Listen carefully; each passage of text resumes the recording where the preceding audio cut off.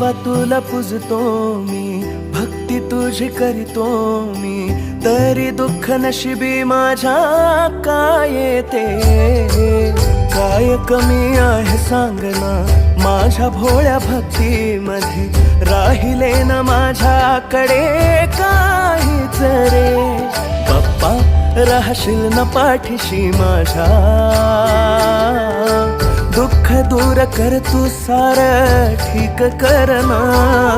बाप्पा माझा नाद खुळा, जगात भारी बाप्पा.